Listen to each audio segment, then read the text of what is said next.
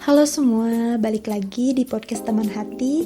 Terima kasih buat kalian yang udah setia dengerin podcast Taman Hati dan yang sudah mengikuti channel ini untuk semakin berkembang.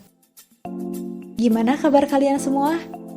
Wah, hari ini aku senang banget karena lagi-lagi masih bisa menyapa kalian semua melalui podcast ini. Oh iya, dan di podcast kali ini juga agak sedikit berbeda dari sebelumnya. Karena di podcast kali ini mungkin aku nggak akan bahas yang berat-berat. Aku pengen berbagi pengalaman dan hikmah yang didapatkan di minggu ini. Hal ini berkaitan dengan kualitas dan kuantitas terhadap segala sesuatu dan cerita transisiku dari masa SMK ke masa perkuliahan. Nah, tapi sebelumnya semoga kalian dalam keadaan yang sehat selalu dan dijauhkan dari mara bahaya, serta dilindungi oleh Sang Maha Pencipta. Oke, kalau gitu kita langsung aja ke ceritanya. Semua ini dimulai ketika aku memasuki masa perkuliahan di tahun lalu, tahun 2019. Dan karena sebelumnya aku udah terlalu lama berada di zona nyaman selama 3 tahun di SMA, tidak banyak yang berubah dari diriku. Pengetahuan dan skill yang aku punya, tidak ada perubahan yang berarti gitu. Aku orang yang terbiasa diam dan menyimak sesuatu ketimbang menjadi seorang pembicara. Nah, bagi orang yang belum kenal dekat denganku pasti menganggapku orang yang jutek, cuek. Ya, aku mengerti. Tapi aku tidak peduli, wajar saja karena mereka belum mengenalku dengan baik. Dan biasanya juga orang enggan untuk berkomunikasi denganku. Dan jujur aku sangat mengakui bahwa aku orangnya itu gak asik. Yah, gak asik banget. Tapi kalau memang udah deket dan udah betul mengenal, biasanya aku yang jadi cerewet dan banyak ngomong. Nah, itu latar belakangku ketika masa SMK-ku seperti itu. Kemudian aku masuk ke masa perkuliahan dan transisi pun dari masa SMK ke perkuliahan sangat drastis aku rasakan. Terutama dalam hal bersosialisasi, berorganisasi, dan cara berkomunikasi dengan orang lain. Efek terlalu lama berada di zona nyaman, rasanya seperti ketinggalan pesawat.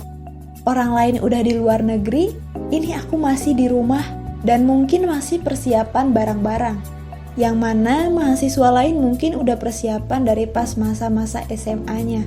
Dari segi bersosialisasi, berpikir kritis, cara berkomunikasi, mereka udah jago lah ya.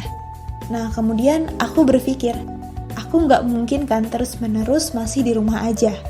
Aku juga harus bergegas menyusul yang lain, mereka yang udah sampai di luar negeri. Dan memang benar, aku pernah mendengar sesuatu kutipan, tapi aku lupa siapa yang bilang, katanya orang yang paling ditakuti itu bukan orang yang berbadan kekar dan otot yang besar, tapi orang yang paling ditakuti itu orang yang pintar dan cerdas. Plus dia bisa mengaplikasikannya ke dalam hidup dan membagikannya kepada orang banyak. Apalagi dia dapat menyelesaikan permasalahan-permasalahan kehidupan di dunia ini dengan kecerdasan yang dimilikinya. Nah, di masa perkuliahan ini orang-orang cerdas dan yang memiliki kemampuan berpikir kritis yang baik itu sangat diperlukan. Termasuk dilihat dari bagaimana cara seseorang itu bersosialisasi dan berkomunikasi. Nah, aku yang ketinggalan pesawat ini memutuskan untuk menaiki beberapa kendaraan untuk bisa sampai ke luar negeri bersama dengan yang lainnya. Dalam arti sesungguhnya aku memutuskan untuk mengikuti beberapa unit kegiatan mahasiswa dan beragam kepanitiaan yang lain. Banyak sekali yang aku ikuti. Nah, salah satu tujuannya mungkin untuk meningkatkan rasa caring, cara bersosialisasiku, berinteraksi dengan orang lain, mengasah kemampuan dan skill yang kupunya juga. Nah, cuma mungkin kurang tepatnya aku nggak mikirin kalau jadwal perkuliahan ini juga cukup padat. Apalagi ketika di semester 3 ini aku bertemu dengan mata kuliah yang bobotnya 9 SKS. Belakangan ini aku keteteran dalam memanage waktuku karena tugas-tugas baru dari kepanitiaan itu juga mulai bermunculan lagi. Nah, sampai akhirnya setiap hari aku bergadang mentok-mentok jam 3 baru bisa tidur. Aku tahu guys, ini gak baik dan gak patut dicontoh. Apalagi aku, anak kesehatan, seharusnya lebih bisa mengatur semuanya untuk menjaga kesehatan diriku sendiri sebelum orang lain. Ya, ini dijadikan introspeksi bagi diriku sendiri. Cuma ya gimana lagi, itu adalah amanah yang udah diberikan kepadaku, yang mana mau gak mau aku harus siap buat tanggung jawab dan amanah terhadap pekerjaan itu. Dari beberapa bulan semenjak mulai bergadang dan kecapean, nah mulailah masalah-masalah baru timbul.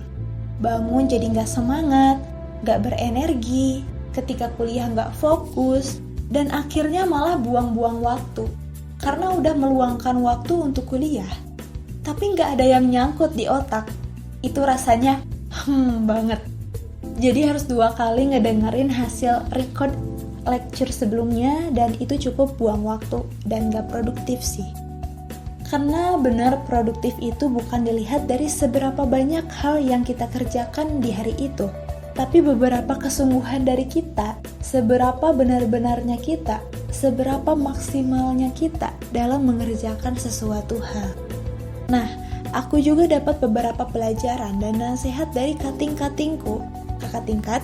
Beliau bilang sebenarnya ikut 1 atau 2 unit kegiatan mahasiswa itu sebenarnya gak masalah.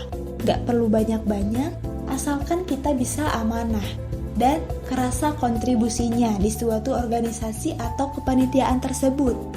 Terus dari katingku yang lain juga pernah mengatakan, kalau misalnya ikut berorganisasi itu boleh saja, tapi bukan hanya sekedar ingin menjadi anak organisasi yang terlihat keren, tapi juga harus maksimal kerjanya di setiap organisasi manapun. Tidak peduli sehektik apapun itu, tapi usahakanlah bekerja secara maksimal. Karena yang bakal kita lihat adalah nanti outputnya ke diri kita sendiri. Apakah kita semakin belajar, dan outputnya untuk nanti bagaimana kita terjun langsung ketika berorganisasi, ketika bekerja, dan menyelesaikan permasalahan-permasalahan secara kelompok maupun individu. Nah, dari situ aku sadar bahwa betul semua amanah dari kita harus dikerjakan dengan maksimal. Nah, bisa diterapkan juga nih di kehidupan manapun sebenarnya. Seperti saat ini, mungkin kamu hanya diamanahi menjadi seorang anak. Mainkanlah peran sebagai anak yang mana mestinya berperilaku terhadap orang tua dan menjalankan tugas-tugas yang lainnya. Kita hidup pasti diberikan sesuatu amanah. Bahkan hidup ini adalah amanah. Kita diberi waktu dan kesempatan hidup oleh Tuhan Yang Maha Pencipta untuk melakukan tugas-tugasnya di dunia ini sebagai hambanya dan sebagai khalifah di muka bumi. Tentang bagaimana cara kita berperilaku yang diterapkan dalam sebuah kehidupan dan pengaplikasian penyelesaian masalah dan persoalan-persoalan di muka bumi ini. Jadi mungkin pelajaran untukku ke depannya adalah untuk bisa amanah terhadap tanggung jawab yang diberikan terhadapku. Harus mampu mengatur dan memanage waktu dengan baik, dan bagaimana caranya juga untuk tetap dapat mengelola tubuh kita agar tetap sehat, dan hidup itu harus seimbang. Kebanyakan sesuatu itu nggak baik, dan kekurangan sesuatu itu juga nggak baik. Dan waktu tidur yang cukup itu juga penting ya, supaya kita berenergi, supaya kita dapat melaksanakan sesuatu secara produktif, dan akhirnya supaya kita juga bisa amanah dan semakin berkualitas dalam menyelesaikan suatu tanggung jawab dan pekerjaan yang diembankan kepada kita. Nah, sebenarnya itu aja yang mau aku share di podcast kali ini. Semoga kalian dapat mengambil hikmah dan pembelajaran dari podcast kali ini. Yang gak baik dari diriku jangan ditiru ya. Bagi yang ingin berpendapat, boleh banget tulis aja di kolom komentar. Nanti pasti aku baca, dan gunakan kolom komentar dengan bijak. Like kalau kalian suka, dan dislike aja kalau kalian gak suka. Akhir dariku, salam dari hati.